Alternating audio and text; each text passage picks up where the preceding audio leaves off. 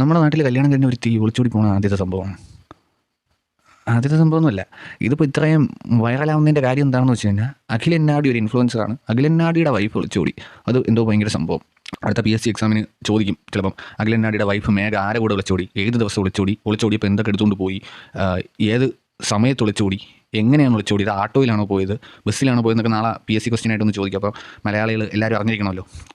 നമ്മുടെ നാട്ടിൽ പണ്ട് കല്യാണം കഴിഞ്ഞിട്ടുള്ള പെണ്ണുങ്ങൾ കണ്ടവന്മാരോട് ഒളിച്ചോടി പോയിട്ടുണ്ട്. മാപ്പിളയും കളഞ്ഞിട്ട് കണ്ടവന്മാരോടൊക്കെ പോയിട്ടുണ്ട്.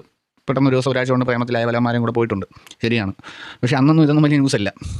എവിടെ കിടക്കുന്ന ഏതെങ്കിലും ഒരുത്തന്നെ പെണ്ടാട്ടി ഒളിച്ചോടി പോയി കഴിഞ്ഞാൽ അത് വലിയ ന്യൂസല്ല. ഇത് അഖിലൻ നാടി എന്ന് പറഞ്ഞ ആൾ ഇൻഫ്ലുവൻസർ ആയതുകൊണ്ട് അയാളെ പെണ്ണുമ്പോൾ ഒളിച്ചോടി പോയത് ഭയങ്കര വലിയ കാര്യമാണ്. നമ്മുടെ നാട്ടിലെ കണ്ടന്റ് ക്രിയേറ്റേഴ്സൊക്കെ വന്നപ്പോൾ മറ്റേ കുടുംബശ്രീയിലെ ചേച്ചിമാർ നുണ പറഞ്ഞണക്കായി.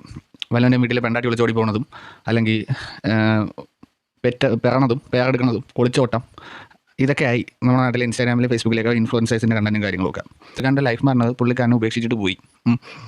അപ്പോൾ പുള്ളിക്കാരൻ ആ ഒരു വിഷമത്തിലും കാര്യത്തിലും എന്തായാലും ഇരിക്കുമായിരിക്കും. അതിൻ്റെ ഇടയിലാണ് ഈ ഓരോരുത്തന്മാർ ഈ പോസ്റ്റും റീലും ഒക്കെ പടച്ചു വിട്ടിട്ട് അതിനെ എക്സ്പ്ലെയിൻ ചെയ്യാനും അതിന് വിശദീകരണം കൊടുക്കാനും ഒക്കെ ചിലവന്മാർ ഇറങ്ങിയിട്ടുണ്ട്. എന്നിട്ട് ഞാൻ ഒരുത്തൻ്റെ റീല് കണ്ടു, 2 പാർട്ടായിട്ടൊക്കെ ഇട്ടിട്ടുണ്ട് അഖിലൻ നാടിയുടെ ഭാര്യ ഒളിച്ചോടിപ്പോയതിനെക്കുറിച്ച്. എന്നിട്ട് ലാസ്റ്റ് പറയുന്നത്, ഞാൻ കണ്ടന്റിന് വേണ്ടിയാണ് ഇത് ചെയ്യുന്നതെന്ന് വന്ന് പറയരുത് കേട്ടോ, എനിക്ക് ആവശ്യത്തിലധികം റീച്ച് ഉണ്ടെന്ന്. എന്നിട്ട് മൈരൻ്റെ ഇൻസ്റ്റാഗ്രാം പേജിലെ റീൽസ് നോക്കിയപ്പോൾ ലൈക്കും വ്യൂ കൗണ്ടും ഹൈഡാക്കിയിട്ടേക്കുന്നത്, റീച്ചുള്ള കൂടിയ പുണ്ട. ഇത് അഖിലൻ നാടിയുടെ ഭാര്യ, അഖിലൻ നാടിയുടെ ഭാര്യ അദ്ദേഹത്തെ ഉപേക്ഷിച്ച് പോയി.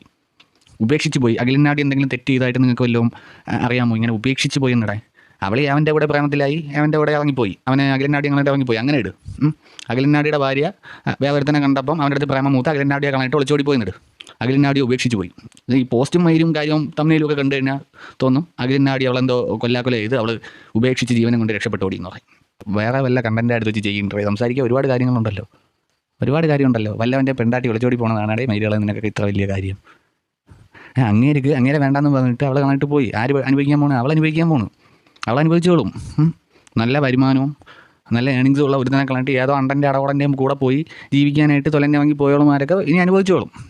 ഇതൊന്നും വലിയ കൊട്ടിഘോഷിച്ച് ഇതൊക്കെ ഒരു കണ്ടൻ്റ് ആക്കി അല്ലെങ്കിൽ വീഡിയോ ആക്കി ചെയ്യേണ്ട ആവശ്യം ഉണ്ടാടേ. ഇനിയിപ്പോൾ കുറേ അമ്മമാർ വേറെ ഒരു ഡയലോഗും പൊളിത്തിക്കൊണ്ട് വരും. കൊന്നിട്ടല്ലല്ലോ പോയി, അത് തന്നെ ഭാഗ്യം.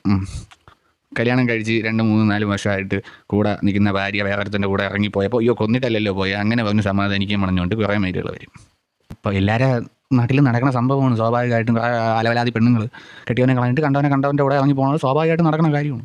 അഖിലൻ നാടിയുടെ വൈഫ് പോയപ്പോൾ മാത്രം ഭയങ്കര വലിയ സംഭവമായി. അതിൻ്റെ ഇടയിൽ അതിനും തമ്മിൽ അങ്ങേരതല്ല, അങ്ങേരം കെട്ടിപ്പിടിച്ചുകൊണ്ട് നിൽക്കുന്നതല്ല. സിവിക് സെൻസ് എന്ന് പറഞ്ഞ സാധനം ഇല്ലല്ലേ. റീച്ചുണ്ടാക്കാൻ നോക്കുമ്പോഴും കുറച്ച് മര്യാദ മാന്യതയൊക്കെ ആവാം.